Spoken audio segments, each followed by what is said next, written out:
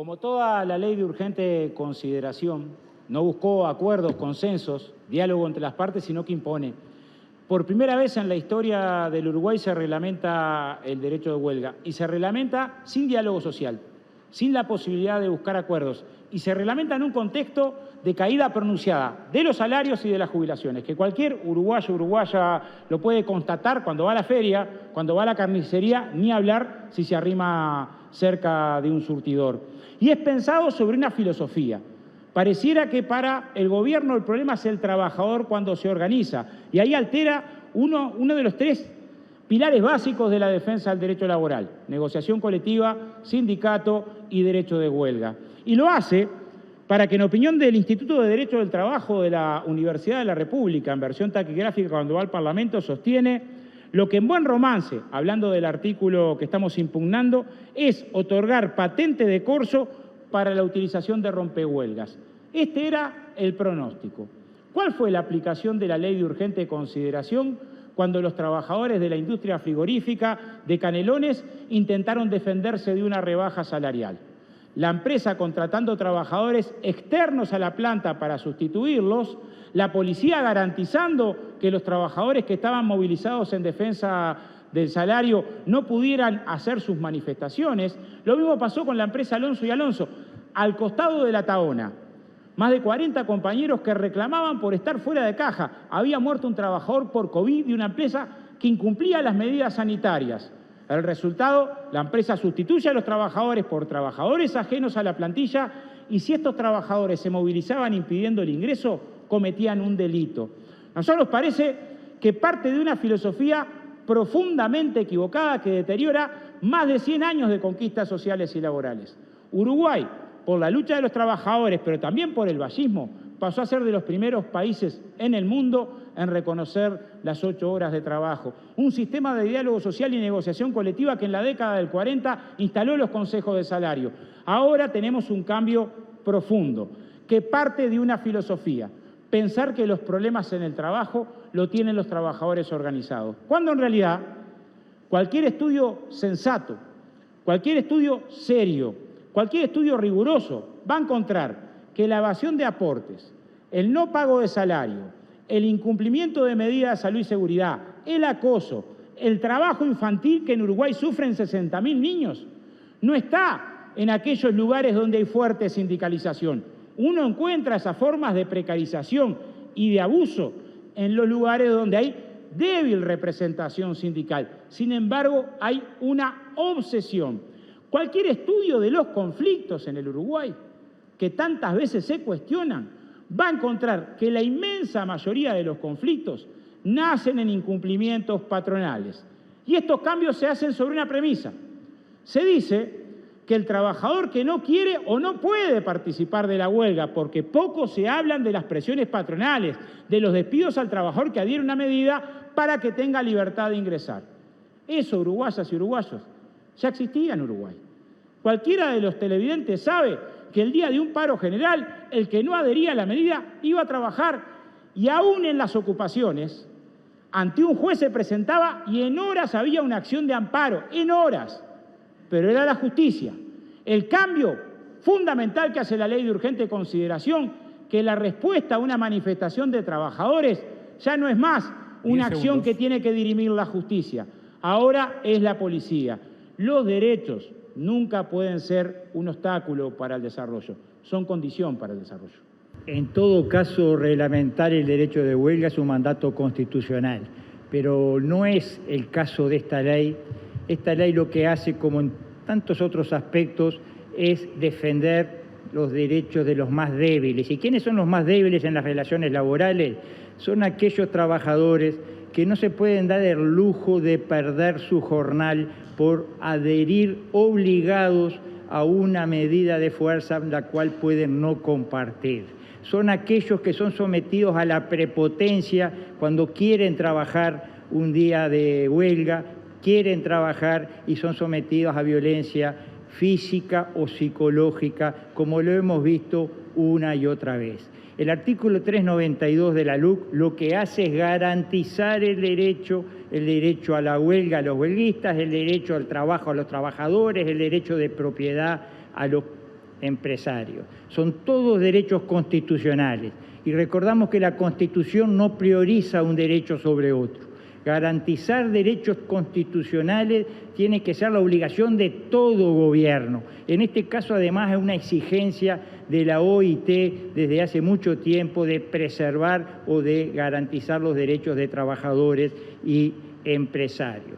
Nosotros creemos que en el tema piquetes, ya que se mencionó, es uno de los temas que a veces puede derivar en formas violentas del ejercicio de la huelga, que es lo que no se autoriza expresamente, ya sean piquetes duros, ya sea sabotaje, ya sea boicot, todo aquello que después impide retomar la actividad una vez que terminó la medida de lucha. El artículo 468 declara ilegales los piquetes que cortan la libre circulación, garantizando un nuevo derecho, pero no se refiere exclusivamente al tema relaciones laborales, sino que también a todo tipo de piquete. Nosotros estamos convencidos de que acá hay que contestar determinadas preguntas. Primero que nada, ¿quién le resarce el salario, el jornal, a qué trabajador que no pudo ir a trabajar obligadamente contra su voluntad? Segundo, ¿por qué tiene que sufrir violencia física o psicológica un trabajador que quiere ir a trabajar? Lo vimos hace poco en la elección de horas de la UTU. ¿Por qué un empresario tiene que sufrir la rotura de sus maquinarias o la pérdida de su materia prima?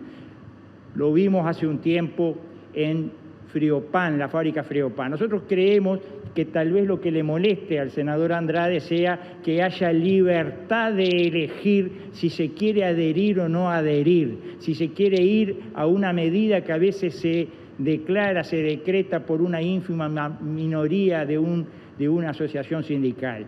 Creemos que si quiere que todos entren a trabajar, bueno, va a tener que convencerlos a todos, y los convence que entren, pero esa es la forma democrática, no a prepo.